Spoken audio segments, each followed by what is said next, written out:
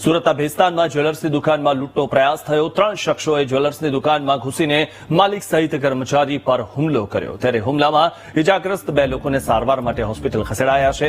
3 આરોપીઓ ફરાર થવા જતા એક શખ્સને સ્થાનિકે ઝડપી પાડ્યો હતો અને પોલીસે ઘટના સ્થળે પહોંચીને આગળની તપાસ હાથ ધરી છે।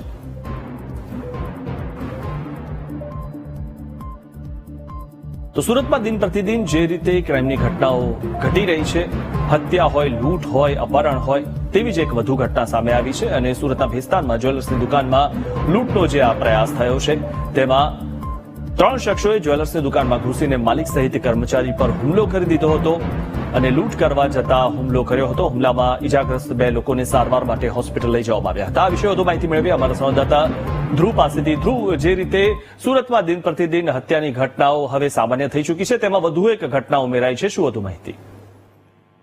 બિલકુલ, જે રીતે હત્યાની ઘટના અને ખાસ કરીને લૂંટની ઘટના હાલ એક સામે જે લૂંટનો પ્રયાસ જે છે તે સામે આવ્યો છે। સુરતના ભેસ્તાન વિસ્તારમાં હાલ લૂંટ કરાઈ હોય તે પ્રકારની ઘટનાનો પ્રયાસ થયો છે। 3 જેટલા ઇસમો જે છે તે આવ્યા હતા ચપ્પુની અણીએ જ્વેલર્સ જે છે તેને લૂંટવાનો પ્રયાસ કર્યો હતો। જ્વેલર્સના એક માલિક અને તેના જે કર્મચારી છે તેની પર જે છે તે ચપ્પુ વડે હુમલો કર્યો હતો, જેમાં ગંભીર રીતે એક કર્મચારી ઇજાગ્રસ્ત પણ થયો છે, જ્યારે માલિકને પણ ઈજા પહોંચી છે અને આ રીતે લૂંટ કરીને તે ભાગવાનો પ્રયત્ન કરી રહ્યા હતા। જોકે આ સમય દરમિયાન ત્યાંથી સ્થાનિક લોકોએ એકને પકડી પણ પાડ્યો હતો અને ઘટના સ્થળે સ્થાનિક પીઆઈ થી લઈને ઉચ્ચ પોલીસ અધિકારીની ટીમ પણ ઘટના સ્થળે પહોંચી હતી। હુમલો કરનાર આરોપી હાલ તો ફરાર થઈ ચૂક્યા છે, જેમાંથી એક પકડાઈ ગયો છે।